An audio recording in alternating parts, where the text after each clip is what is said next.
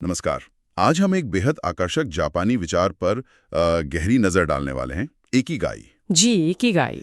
कहते हैं कि ये खुशहाल और लंबी जिंदगी का कोई राज है। हमारी ये पड़ताल हेक्टर गार्सिया और फ्रांसिस्क मिरालेस की किताब Ikigai the Japanese secret to a long and happy life की समीक्षा पर आधारित है। हाँ, बिल्कुल।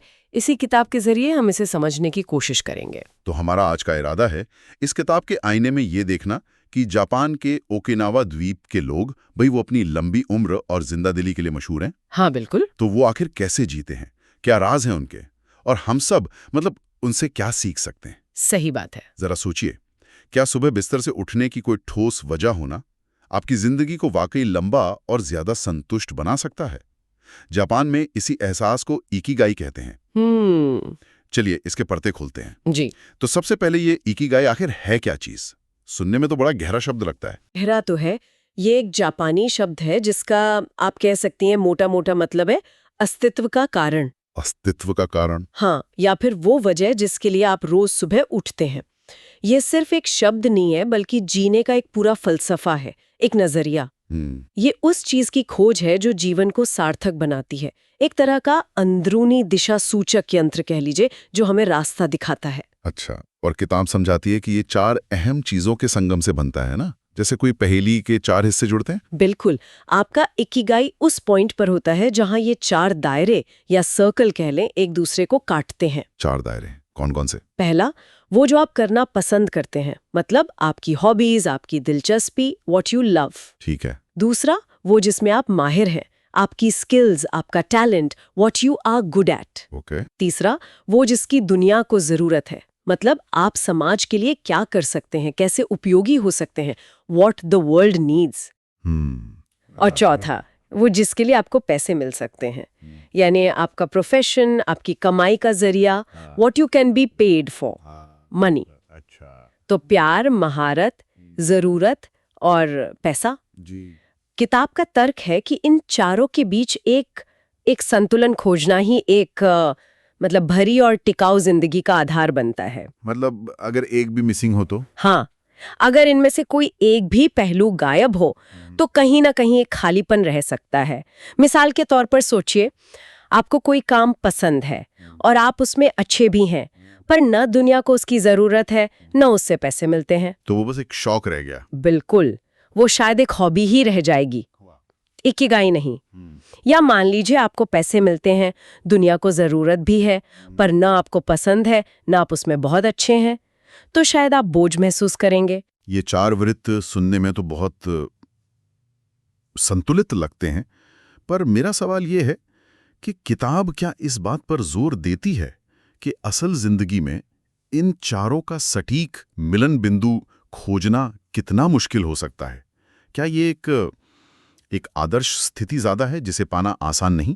ये एक बहुत वाजिब सवाल है, और हाँ, किताब इसे एक मंजिल से ज्यादा एक यात्रा की तरह देखती है। अच्छा। जरूरी नहीं कि हर किसी को फौरन या पूरी तरह से इन चारों का वो परफेक्ट चौराहा मिल जाए।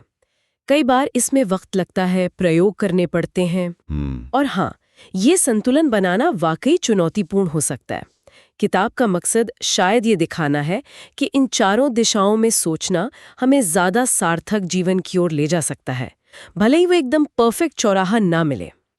ये एक गाइड है, कोई फिक्स फॉर्मूला नहीं। समझ गया। अच्छा, तो ये किताब हमें ओकिनावा ले जाती है, वो जगह जहां दुनिया के सबसे ज्यादा उम्र वाले लोग बसते हैं। जी, ब्लू जोन में से एक। हाँ, ब्लू जोन। यहाँ के लोगों के लंबे और खुशहाल जीवन के पीछे क्या राज बताए गए? ये कोई जादू तो नहीं लगता, जैसे आपने कहा जीने का एक तरीका है। हाँ, और उनके राज आप यकीन नहीं करेंगे, चौंकाने वाले ढंग से सरल लेकिन असरदार है। अच्छा, जैसे कि? सबसे पहली और शायद सबसे अहम बात, मजबूत सामाजिक जुड़ाव, कम्युनिटी और कनेक्शन। कम्युनिटी? हाँ, ओकिनावा में मोआई नाम की एक परंपरा है। मोआई?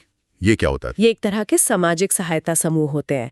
बचपन से ही कुछ लोगों का ग्रुप बन जाता है जो जिंदगी भर एक दूसरे का साथ निभाते हैं। पूरी जिंदगी? जी हाँ, आर्थिक, सामाजिक, भावनात्मक, हर तरह से एक दूसरे का सहारा बनते हैं। तो नतीजा ये होता है कि वे कभी अकेला महसूस नहीं करते, और ये अकेलापन ना होना मानसिक और शारीरिक सेहत के लिए कितना जरूरी है ये हम सब जानते हैं। ये मुआई वाली बात वाकई सोचने पर मजबूर करती है, खासकर आज के दौर में जहां आइसोलेशन बढ़ रहा है। हमारे अपने समाज में ऐसे गहरे जुड़ाव कितने। खैर, आगे बढ़ते हैं उनकी जीवन शैली की आदतों पर। मुझे ये बहुत दिलचस्प लगा कि भारी भरकम जिम वर्कआउट नहीं, बिल्कुल नहीं। बल्कि रोजमर्रा की प्राकृतिक गतिविधियां हैं। बिल्कुल, इसे हम जीवन शैली की आदतें कह सकते हैं, जिसमें 2 चीजें खास हैं। एक तो लगातार सक्रिय रहना, एक्टिव लाइफस्टाइल। हाँ, वे दिन भर चलते फिरते रहते हैं, बागवानी करते हैं, सीढ़ियाँ चढ़ते हैं, दोस्तों से मिलने पैदल जाते हैं। कोई जोर जबरदस्ती वाला व्यायाम नहीं, उनकी दिनचर्या में ही हल्की एक्टिविटी बुनी हुई है। दूसरा उनका खान पान यानी डाइट। वे हारा हाचीबू नियम मानते हैं। हारा हाचीबू, ये सुना है मैंने। इसका मतलब है पेट को 80% तक भरना। बिल्कुल, जरूरत से ज्यादा खाने से बचते हैं, पेट को थोड़ा खाली रखते हैं। ये 80% पेट भरने वाला नियम हारा हाचीबू सुनने में जितना आसान है, करने में उतना ही मुश्किल लगता होगा, खासकर जब बढ़िया खाना सामने हो या किसी दावत में हो। किताब में इसे असलियत में अपनाने के बारे में क्या कुछ प्रैक्टिकल सलाह दी गई हैं? हाँ, मुश्किल तो लगता है हमारी आदतें देखते हुए। किताब बताती है कि ये नियम सिर्फ क्वांटिटी का नहीं है, बल्कि माइंडफुल ईटिंग मतलब सचेत होकर खाने का भी है। अच्छा, ध्यान देकर खाना? जी, धीरे धीरे खाना, खाने पर ध्यान देना और शरीर के संकेतों को सुनना कि कब पेट भरने लगा है। ओकिनावा में ये एक सांस्कृतिक आदत बन चुकी है, तो शायद वहाँ इसे निभाना आसान हो। हमारे लिए ये एक सचेत प्रयास हो सकता है। कैसे? जैसे छोटी प्लेटों का इस्तेमाल करना, धीरे चबाना और जैसे ही लगे कि हाँ, पेट भरने लगा है, बस वहीं रुक जाना। उनके भोजन में ढेर सारी रंग बिरंगी सब्जियां होती हैं, फल, टोफू, समुद्री शैवाल, मांस मछली कम मात्रा में, और प्रोसेस्ड फूड, चीनी, ज्यादा नमक, ये सब लगभग न के बराबर। पूरी तरह एंटीऑक्सीडेंट से भरपूर डाइट है ये। वाह! और उनकी सकारात्मक सोच, पॉजिटिव एटीट्यूड, उम्र को बोझ न समझना, बल्कि उसे सहजता से लेना। हाँ, ये बहुत अहम है। और बुढ़ापे में भी सक्रिय और उपयोगी बने रहना, ये सोच ही शायद उन्हें अंदर से जवान रखती है। निश्चित रूप से। ये मानसिकता उनके लचीलेपन मतलब रेजिलियंस और जिंदगी के प्रति उत्साह को दिखाती है। वे छोटी छोटी बातों में खुशी ढूंढते हैं, बेवजह का तनाव नहीं पालते और गुजरते पलों में जीने पर ध्यान देते हैं। उनके लिए उम्र सिर्फ एक नंबर है, बल्कि तजुर्बे का खजाना है। ओकिनावा की इन आदतों के अलावा किताब एक खास मानसिक स्थिति पर भी जोर देती है, फ्लो। ये क्या है? सुनने में आता है जैसे किसी काम में पूरी तरह खो जाना। हाँ, फ्लो। ये वही मानसिक अवस्था है जब आप किसी काम में इतने मग्न, इतने डूब जाते हैं कि आपको समय का, आसपास के माहौल का, यहाँ तक कि अपनी भूख प्यास का भी एहसास नहीं रहता। अच्छा। जी, ये गहरी एकाग्रता और सहज आनंद की स्थिति है। एक मनोवैज्ञानिक है मिहाई चिक्सिंट-मिहाई, उन्होंने इस पर काफी काम किया है। इस अवस्था में आप चुनौती और अपने कौशल के बीच एक सही संतुलन महसूस करते हैं।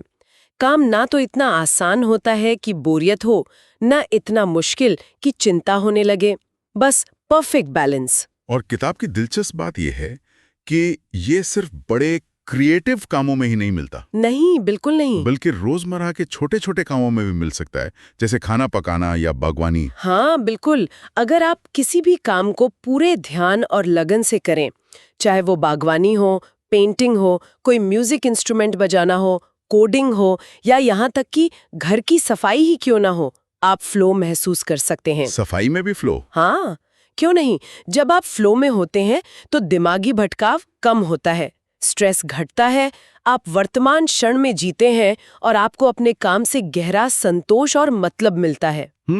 और ये इकिगाई का एक अहम हिस्सा है, क्योंकि ये आपको उन एक्टिविटीज से जोड़ता है जिन्हें आप पसंद करते हैं और जिनमें आप अच्छे हैं। इससे आपके उद्देश्य की भावना और मजबूत होती है। सही बात है। अच्छा, जिंदगी में मुश्किलें तो आती हैं, चाहे ओकिनावा हो या कहीं और। किताब कैसे जोड़ती है इकिगाई को इन मुश्किलों से लड़ने की ताकत से? क्या ये हमें मजबूत बनाता है? यकीनन, इसे लचीलापन और एंटी फ्रैजिलिटी से जोड़ा जा सकता है। एंटी फ्रैजिलिटी ये क्या है? लचीलापन यानी रेजिलियंस तो हुआ मुश्किलों से उभरने की क्षमता।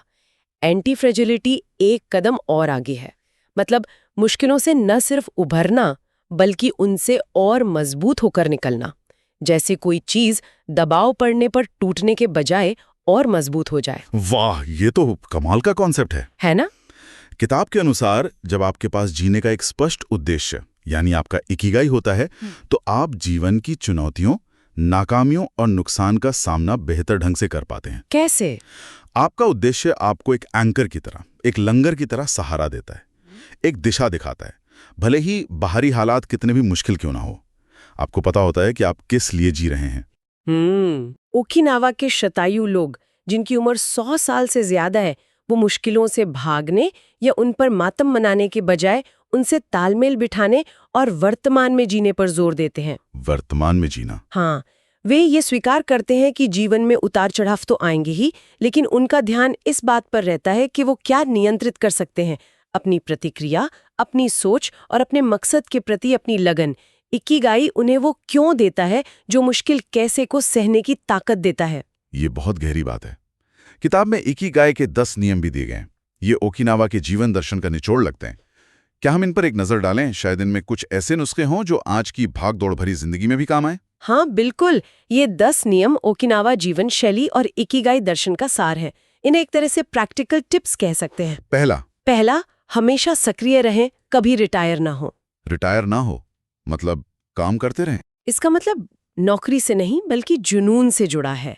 वो करते रहें जो आपको पसंद है, जिसमें मन लगता है, कुछ न कुछ उपयोगी करते रहें, भले ही औपचारिक रिटायरमेंट हो गया हो। अच्छा, दूसरा, धीमे चलें, जल्दबाजी छोड़ें, जीवन का स्वाद लें। हड़बड़ी में जीने से तनाव बढ़ता है। तीसरा तो हम डिस्कस कर चुके हैं, पेट पूरा ना भरे। हाँ, संयम सिखाएं, हारा हाचिबू 80% नियम। चौथा, अच्छे दोस्तों से घिरे रहें, सामाजिक संबंध बेहद जरूरी है। मोआई वाली बात। जी। पांचवां, अपने अगले जन्मदिन के लिए शरीर को तैयार रखें, मतलब नियमित हल्की कसरत करें, चलना, योग, बागवानी, जो भी अच्छा लगे। छठा, मुस्कुराएं, सकारात्मक रहें, लोगों से मिले जुले, मुस्कान संक्रामक होती है। सातवां, प्रकृति से दोबारा जुड़ें, बाहर समय बिताएं, प्रकृति सुकून देती है। आठवां, आभार व्यक्त करें, रोज छोटी छोटी चीजों के लिए शुक्रगुजार हों, ग्रैटिट्यूड प्रैक्टिस करें। नौवां, वर्तमान क्षण में जिएं, अतीत या भविष्य की चिंता छोड़ें, आज पर ध्यान दें, माइंडफुलनेस। और 10वां, अपने इकिगाई का पालन करें, अपने जुनून और उद्देश्य को खोजें और उसे जिएं। ये 10 नियम, इनमें से कुछ नियम जैसे कभी रिटायर ना हो या धीमे चलें, हमारी आजकल की तेज रफ्तार और जल्दी रिटायरमेंट की चाहत वाली संस्कृति से बिल्कुल उल्टे लगते हैं। बिल्कुल, और शायद इसीलिए ये इतने जरूरी हैं। किताब रिटायर ना होने को इस नजरिए से देखती है कि आप वो करना कभी ना छोड़ें जिससे आपको खुशी और उद्देश्य मिलता है। चाहे आपकी औपचारिक नौकरी खत्म हो जाए, उद्देश्य बनाए रखना जरूरी है। और धीमे चलना आज की दुनिया में एक क्रांतिकारी विचार लग सकता है, लेकिन ये सचेत होकर जीने मतलब माइंडफुलनेस का ही एक रूप है। चीजों को महसूस करना, हड़बड़ी में जिंदगी को गवा ना देना। ये नियम हमें अपनी प्राथमिकताओं पर सोचने को मजबूर करते हैं। सही कहा। तो कुल मिलाकर ये इकिगाई की अवधारणा किसके लिए सबसे ज्यादा फायदेमंद हो सकती है? क्या ये किसी खास उम्र या तबके के लिए है? नहीं, मुझे लगता है इसकी खूबी इसकी सार्वभौमिकता में है। ये लगभग हर उस व्यक्ति के लिए उपयोगी हो सकती है जो जीवन में ज्यादा खुशी और संतुलन की तलाश में है। जैसे कि देखिए, युवाओं के लिए जो करियर और दिशा को लेकर उलझन में है, ये अपने जुनून, प्रतिभा और दुनिया की जरूरतों के बीच तालमेल बिठाने में मदद कर सकती है। वो 4 सर्कल वाला आइडिया।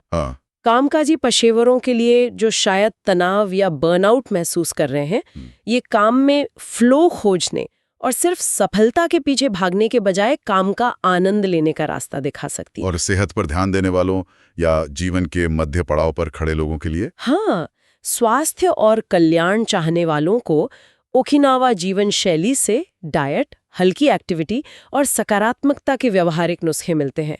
जो लोग मध्य जीवन में कहीं अटक गए हैं या आत्म खोज कर रहे हैं, उन्हें इकिगाई उद्देश्य, कृतज्ञता और छोटी खुशियों को फिर से खोजने में मदद करती है। और बुजुर्गों के लिए भी? बिल्कुल, बुजुर्गों या रिटायर हो चुके लोगों के लिए ये सक्रिय रहने, जुड़े रहने और उद्देश्यपूर्ण महसूस करने की प्रेरणा देती है, जिससे उम्र बढ़ना एक सकारात्मक अनुभव बन सकता है। संक्षेप में कहें तो ये हर उम्र के उस व्यक्ति के लिए है जो एक स्वस्थ, खुशहाल और ज्यादा सार्थक जीवन जीना चाहता है। और नजरिए की तरह इकिगाई की भी शायद कुछ सीमाएं, आलोचनाएं होंगी जिनके बारे में समीक्षा में बात की गई हो। ऐसा तो नहीं कि ये हर मर्ज की दवा हो? हाँ, ये एक अच्छा सवाल है। समीक्षा में कुछ संभावित सीमाओं का जिक्र है। जैसे कुछ पाठक महसूस कर सकते हैं कि इसमें कुछ विचार जैसे सकारात्मकता या वर्तमान में जीना थोड़े दोहराए गए लगते हैं। मतलब कॉमन सेल्फ हेल्प सलाह जैसे? हाँ, कुछ वैसा। और ये गहरी वैज्ञानिक या मनोवैज्ञानिक शोध वाली किताब के बजाय एक सौम्य मार्गदर्शिका ज्यादा है। इसमें किस्से, दर्शन और जीवन शैली की बातें ज्यादा हैं। कठोर आंकड़े या जटिल वैज्ञानिक विश्लेषण शायद कम है। तो जो लोग बहुत सॉलिड साइंटिफिक प्रूफ ढूंढ रहे हैं, हाँ, जो लोग बहुत ठोस अकादमिक या वैज्ञानिक प्रमाण ढूंढ रहे हैं, उन्हें ये शायद थोड़ी हल्की लगे। वो उम्मीद कर सकते हैं कि इकिगाई के दावों को और ज्यादा रिसर्च से पुख्ता किया जाए। लेकिन जैसा समीक्षा कहती है, शायद इसके संदेश की यही सरलता और व्यावहारिकता ही इसकी असली ताकत है। ये आसानी से समझ आती है और इसे जीवन में उतारने की कोशिश की जा सकती है। ये जटिल सिद्धांतों में उलझाने की बजाय सरल कदम उठाने को प्रेरित करती है। ये बात भी सही है।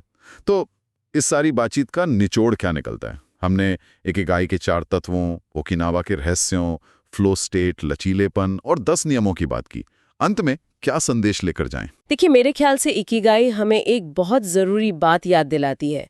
वो ये कि सच्ची खुशी और लंबा संतुष्ट जीवन शायद सिर्फ बड़ी बड़ी कामयाबियों या ढेर सारे पैसे में नहीं छुपा है। तो कहाँ है? ये ज्यादातर रोजमर्रा की जिंदगी में, मतलब ढूंढने में है, अपने जुनून को जीने में है, छोटी छोटी चीजों का आनंद लेने में, और सबसे जरूरी दूसरों के साथ गहरे रिश्ते बनाने में मिलता है। ये आज की भाग दौड़ भरी जिंदगी में हमें रुककर सोचने का, अपनी प्राथमिकताओं को जांचने का मौका देती है। तो ये एक तरह का न्योता है, थोड़ा धीमे चलने का, अपने अंदर झांकने का और जीने के उस सहज आनंद को फिर से खोजने का, जिसे हम अक्सर भागदौड़ में भूल जाते हैं। बिल्कुल। ओकिनावा के लोगों का जीवन ये दिखाता है कि एक उद्देश्यपूर्ण जीवन न सिर्फ लंबा हो सकता है, बल्कि ज्यादा खुशहाल और संतोषजनक भी होता है।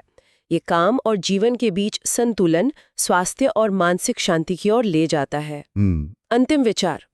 इस पूरी चर्चा के बाद एक सवाल शायद हम सबके मन में उठना चाहिए, या शायद हमें खुद से पूछना चाहिए। क्या? कि मेरी सुबह उठने की वजह क्या है? क्या मेरी जिंदगी के वो 4 क्षेत्र जो मुझे पसंद है, जिसमें मैं अच्छी हूँ, जिसकी दुनिया को जरूरत है और जिसके लिए मुझे भुगतान मिल सकता है, क्या ये कहीं मिलते हुए महसूस होते?